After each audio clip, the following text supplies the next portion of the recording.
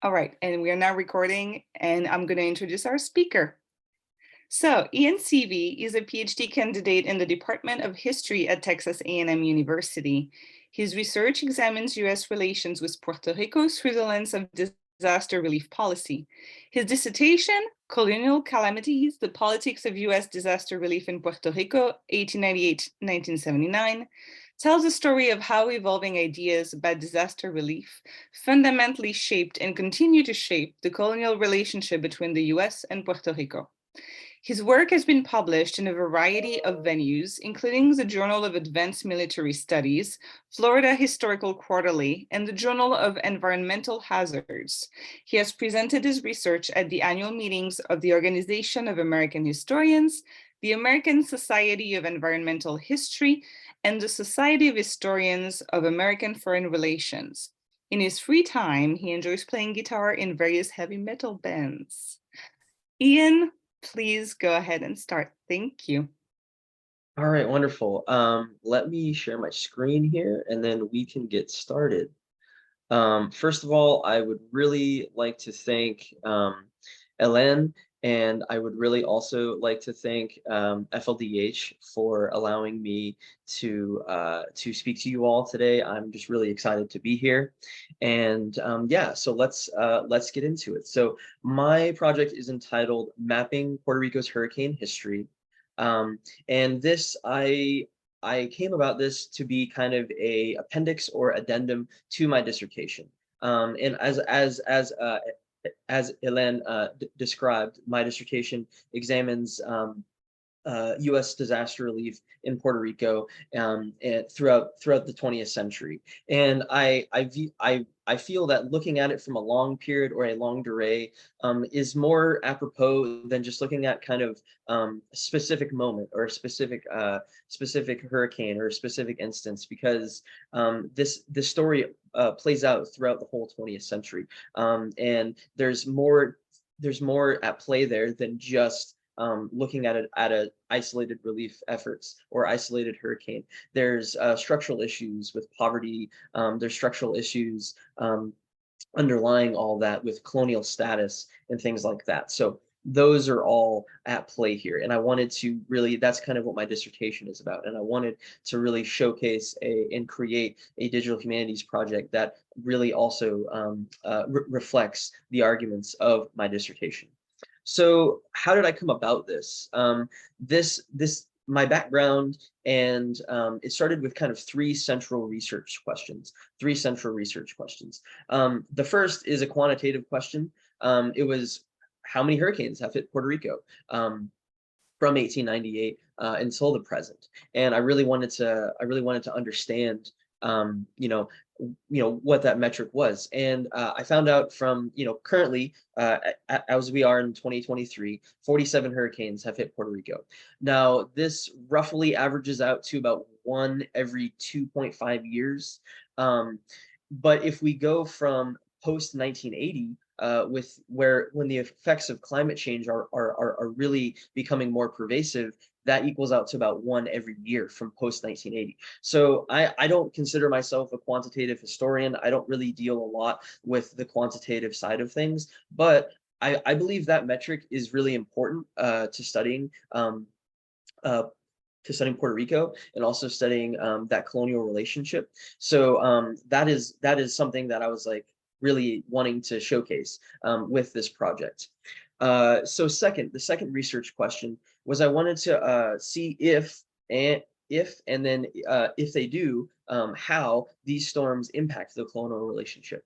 And the short answer is yes, they do.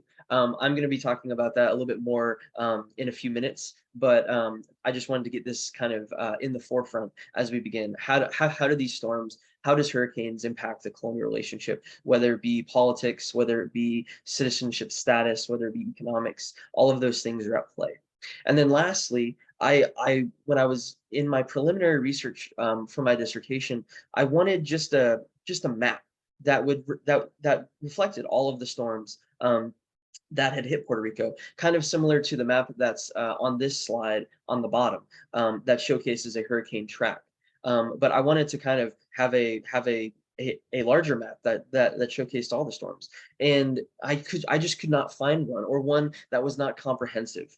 And I worked with some people at Texas A&M. We have a Digital Humanities Institute as well, and I was working with some people, some scholars there, and we just could not find something. We could not find anything. So I was like, you know what? I'll just create one. And I really wanted to showcase these research questions and how they are going to be plotted on a map for a visual representation.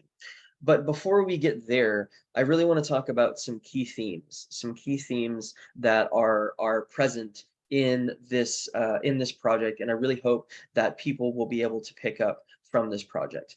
The first is what I call hallmarks of American disaster relief. These hallmarks, there's three that I'm going to discuss. They begin right in early 1899 or in 1898, right after Puerto Rico was captured by the United States during the War of 1898 and after.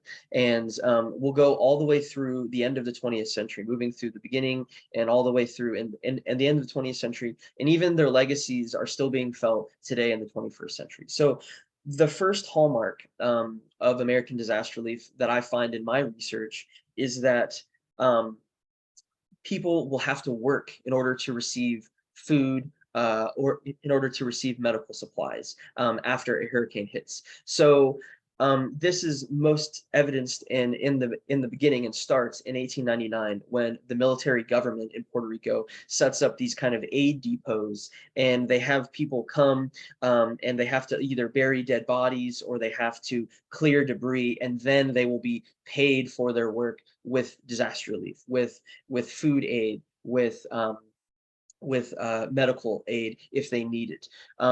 And this, to me, even though you think about it and we think about these things in a humanitarian context, this is not humanitarian to me. If we think about the history of humanitarian aid and things like that, that is, that's a quid pro quo, work for aid. That's not humanitarian in any way, shape, or form. And also, we have to think about it in a personal way as well. So kind of imagine yourself, you are having a fight or flight reflex. You are absolutely mentally, physically exhausted. You're standing in 3 feet of water. Your house has been destroyed.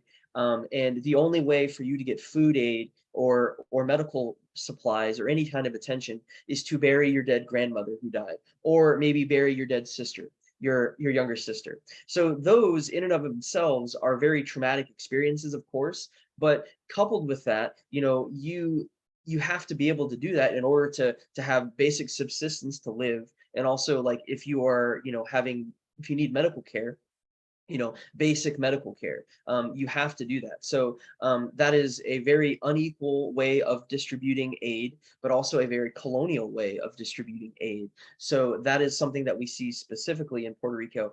Now, this will kind of taper off as we get post 1950, and then specifically it will really taper off when FEMA is created in 1979. Now, while currently people really don't have to work necessarily or perform manual labor to receive aid now, the legacies still exist. Of, oh, there's people coming in, they have the goods, and we have to kind of, either perform sometime, we have to go reach, and we have to go get the aid rather than them coming to us. So the legacies of colonialism are still intact within that first hallmark. Sorry, that was long. The second hallmark is going to be Puerto Rican policymakers, but also kind of Puerto Ricans on the ground will be excluded a lot of times in the aftermath of disaster relief. They'll be excluded when it comes to the political rebuild. They'll be excluded when it comes to thinking about economic solutions and things like that. So we're talking about people like Carlos Chardon. We're talking about people like Luis Munoz Marin, who are really like high level kind of and very important Puerto Rican policymakers, but those people are being kind of, their voices, even though they have a intimate knowledge of how things should work and the best way to move beyond and actually rehabilitate the archipelago, their voices will be kind of steamrolled for American in American policymakers' minds, and by American policymakers, to kind of shore up U.S. empire, and in a way to perform kind of colonial tutelage from an imperial perspective. And then lastly, the last hallmark is that the United States kind of and U.S. policymakers kind of reserve the right to meddle in Puerto Rico's economy kind of at any time after a hurricane. So this is evidenced specifically in 1899 when the military governor will testify before Congress and say Puerto Rico should not be a coffee producing island anymore, when coffee was the main kind of economic driver of Puerto Rico prior to U.S. Invasion, but instead they should jettison coffee and focus on sugar, because sugar is not going to be it's more resilient when it comes to winds, and then also it's going to serve U.S. economic interests. So that is kind of where we see that first hallmark, or that is where we see the hallmark start, is the United States meddling in Puerto Rico's economy. And then second, you get like with Operation Bootstrap, and industrialization happening in the late 40s and 1950s. Who is paying the tab for that industrialization? It is the United States. So this continual tie from Puerto Rico to the United States through disaster relief is something that is that third hallmark that I'm talking about, and that's pervasive even on today.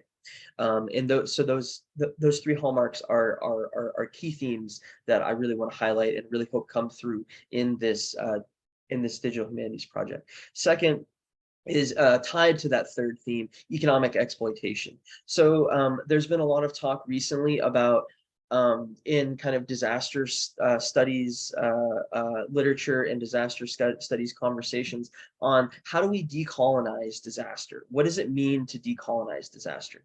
So I would argue in the Puerto Rico case, and even in cases in the Caribbean in general, debt relief or debt forgiveness is a way to kind of decolonize disaster, because there's continual economic exploitation. After hurricanes, Puerto Rico for the large part of the 20th century was receiving loans they were receiving loans, not necessarily like grants or anything like that. So these loans, this debt tied Puerto Rico and continues to tie Puerto Rico to the United States. And if we're thinking about solutions on how to get beyond that, or how to decolonize disaster or disaster relief, debt forgiveness is one of the first ways that that can happen. And then the last thing is continued colonial status. I would argue throughout all of these hurricanes and through my dissertation and my research that every time there's a hurricane, a major hurricane, and disaster relief has to be undertaken, this is another way for the United States to kind of shore up empire in Puerto Rico and keep kind of Puerto Rico in this colonial dependent relationship through aid. But like I said, it's going to be economically exploitative aid. And then also through some of the hallmarks that I was talking about, the work for food, and also meddling in the Puerto Rican economy, and keeping those Puerto Rican policymakers kind of at arm's length. This is really most evidenced in 2017, when President Trump was kind of keeping Governor Ricardo Rosselló, who has many issues of his own, of course, but keeping him kind of at arm's length, or offering just kind of empty platitudes for what is going on. So this continued colonial status is another key theme that I hope this project will really highlight. So I'm gonna stop sharing this screen here, and we're gonna actually go to talk about the project, and you all can see the project. I know I've been kind of giving you a big introduction to it, but now let's go and actually look at the project for a moment. So give me 1 moment here.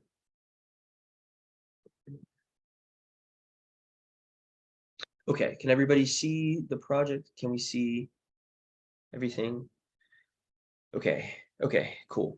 All right, so this is a story map created that me and some people from the Digital Humanities Institute at A&M, and also people working in the geography department, the ArcGIS department, were helping me with. They I received a grant to start working on this project. In 2022, our College of Liberal Arts merged with our College of Sciences, and they really wanted people to collaborate on projects. And my project and the idea that I had for it fit really well with ArcGIS and with scholars and people who are really involved in ArcGIS. So what we decided to do was we thought that a story map ArcGIS would be the best way to go about it.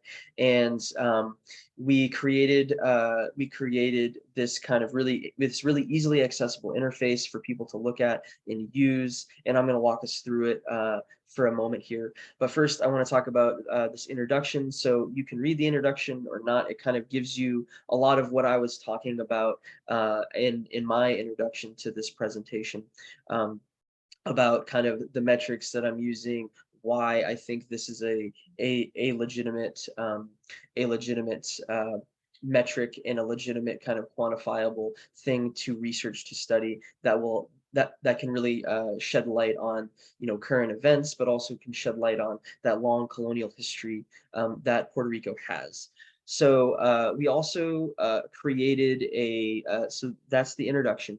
We also created a legend here at the bottom, which with corresponding lines. So category 5 is purple, category 4 is red, category 3 is orange, category 2 is yellow, and one is green, and tropical storm is blue. So those are the lines that correspond.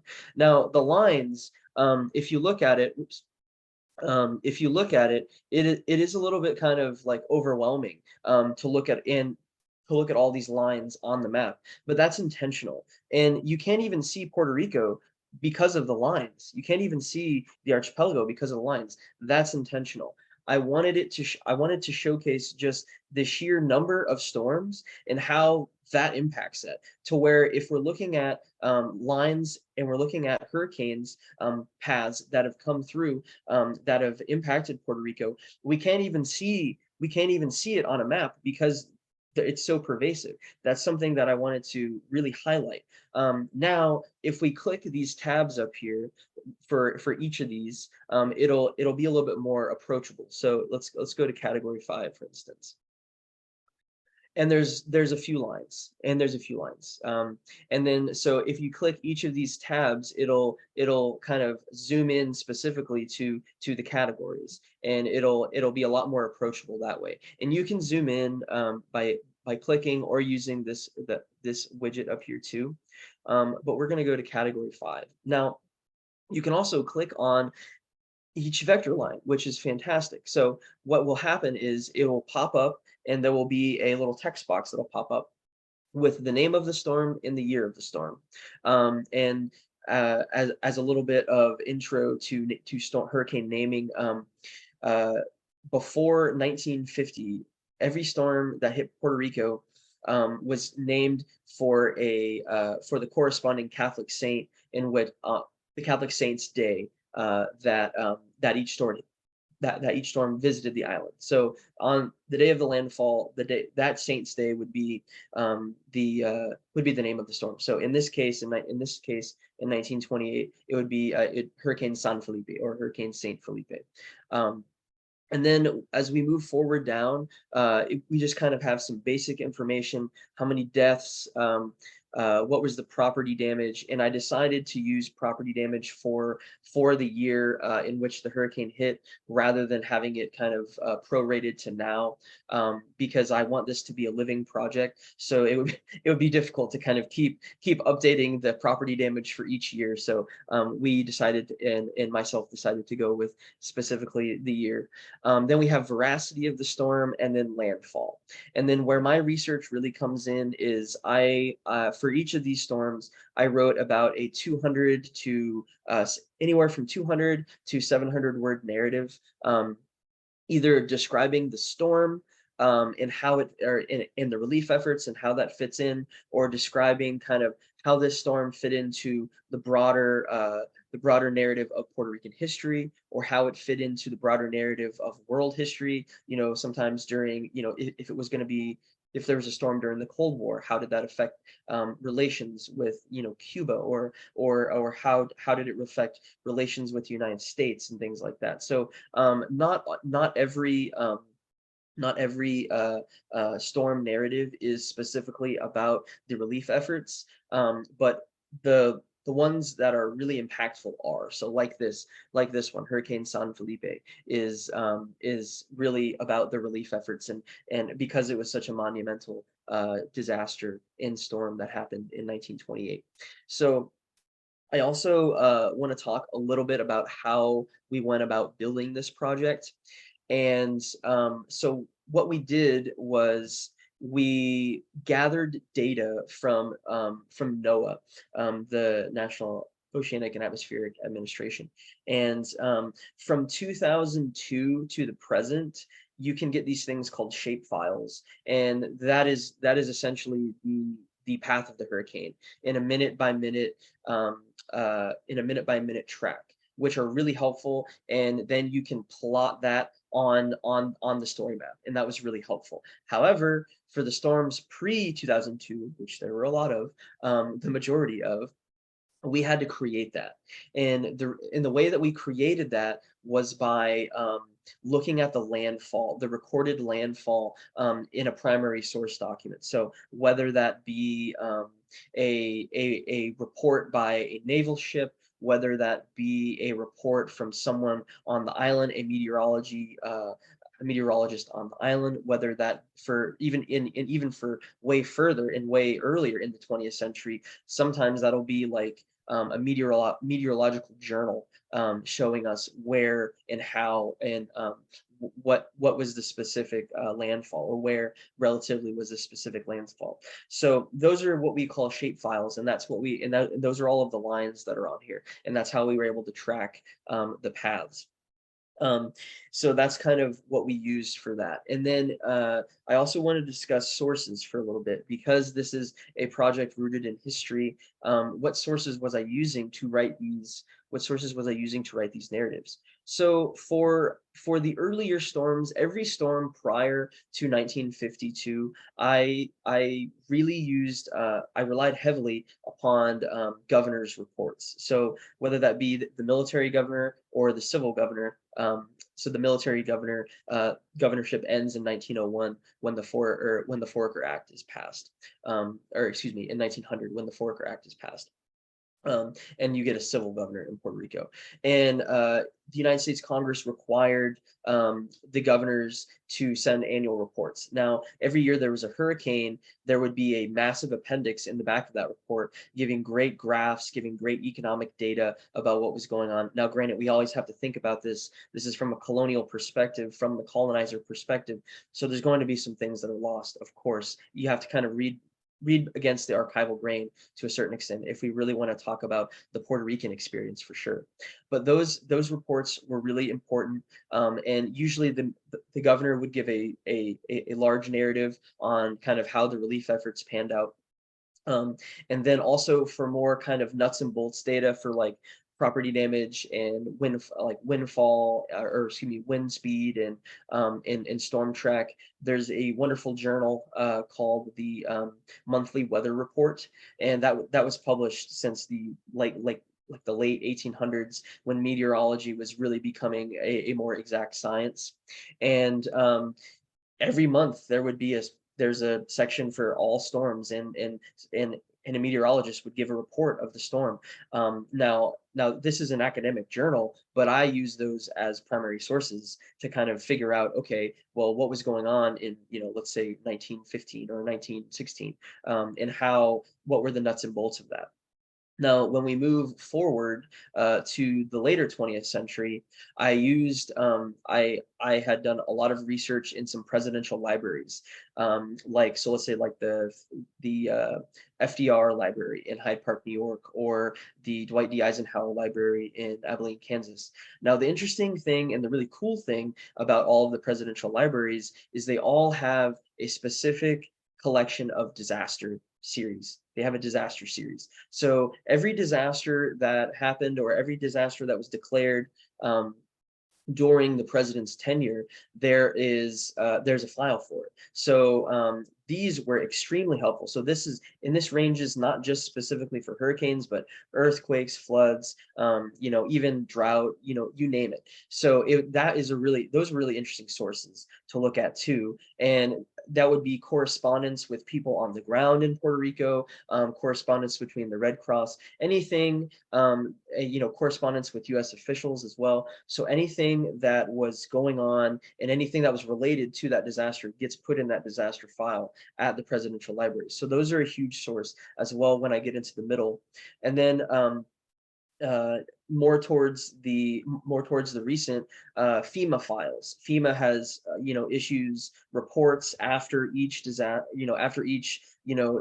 relief effort that they are a part of. So those are really helpful as well to help write those narratives. And then lastly, specifically for Hurricane Maria, there was a wonderful book written that was chronicling a lot of oral histories of Hurricane Maria, and it's called Tossed by the Wind. And it's actually published by University of Florida Press, and it's a collection of wonderful oral histories of Hurricane Maria survivors and how they were emigrating or migrating to Central Florida, and that was really helpful for writing and thinking about the narrative for Hurricane Maria. So this is the project, and I really wanted it to be really focused and easy for people of all backgrounds to really interact with.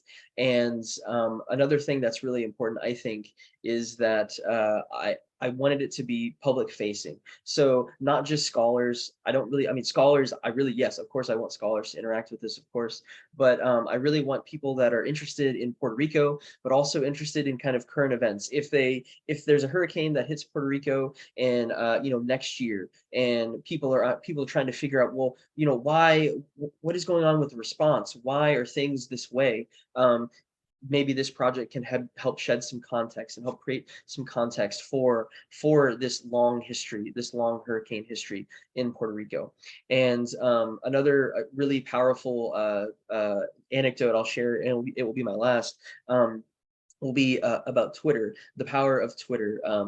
And I shared this project. I went kind of public with this project on Twitter in December, and it received a massive it had so much interaction with it.